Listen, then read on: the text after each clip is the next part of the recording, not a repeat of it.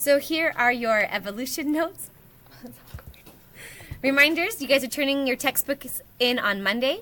Your test is also on Monday, and you can take home the stapled packet that you're writing on today if you'd like to study. You will need your workbook at the end of class today to finish filling in the chart during the Planet Earth Caves episode. And I hope you have a nice weekend. Okay, so here's the first page of your fill-in-the-blank notes. Our evolution is a change in a population over time. There's different ways that evolution can occur. So your first fill-in-the-blank is time. So one of the ways that populations can change over time is natural selection. And remember, natural selection is the survival of the fittest. Another way that populations can change over time is genetic drift. And there's two kinds of genetic drift. We have the bottleneck effect and the founder effect. And then the third way is mutations. And mutations, they create variation that is necessary for that natural selection to happen in a population. So when we look at natural selection relies on the fact that variation is inherited. And in each generation, there are more born than can possibly survive. Oh, there's some variation. Individuals with phenotypes that increase their chance of survival and reproduction survive and therefore have high fitness.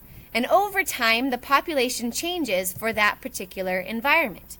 So when we look here at this variation, you can see there's yellow and brown butterflies. And in this environment, the brown butterfly and brown caterpillar, they have adaptations that increase their chance of survival because they camouflage a little bit easier than the yellow and the blue. So over time and over many generations, the population would change or evolve to have more and more brown butterflies. Now here, if we look at these dots that represent bacteria, and we can use the example of antibiotic resistance. So before selection, there's variation in the population.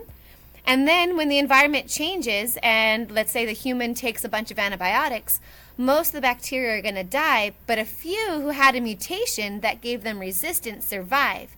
Then they're going to reproduce, because the two parts of natural selection is survive and reproduce. And the ones that have traits that allow them to survive and reproduce are considered to be high fitness.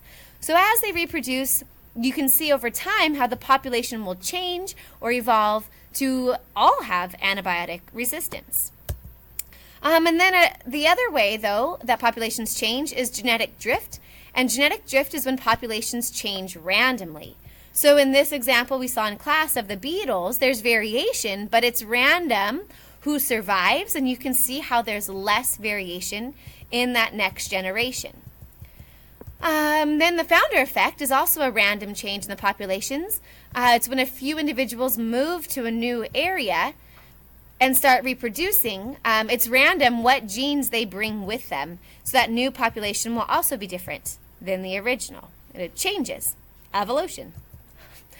So now, though, even though populations change, at what point do they become separate species?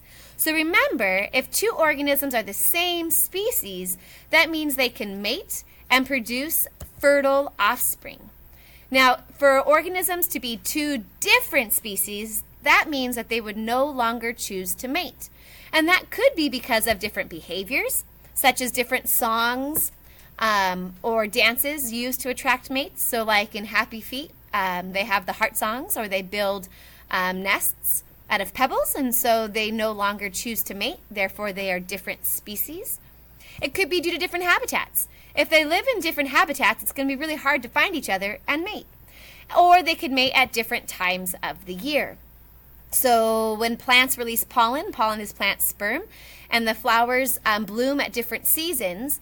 So if a flower blooms in April, its sperm won't be around for a flower that's blooming in October, so therefore it can't fertilize it, and they'd be considered two separate species.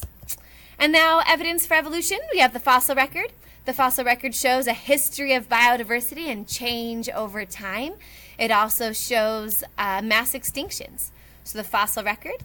We have molecular or DNA evidence. The more similar the DNA, the more related these organisms are. So you can compare chromosomes, you can compare DNA sequences, or you can compare amino acids and proteins. Then we have homologous structures. And homologous structures are going to show common ancestry. In homologous structures, they have similar or homologous structures, but even though they have different jobs or different forms in the adult. So you could also have vestigial organs, and these no longer serve a purpose in the individual, but they did in a common ancestor. So with vestigial organs would be like the pelvic bone in a whale. All right. Good job, guys. Next, you're going to work on your study guide. That is the paper attached to your notes. Spend some time working on that, and then at the last half hour of class, you have about 30 minutes left in your caves episode where you'll finish this chart and write the adaptations or the characteristics of these organisms that increase their chance of surviving in a cave. All right. Good job.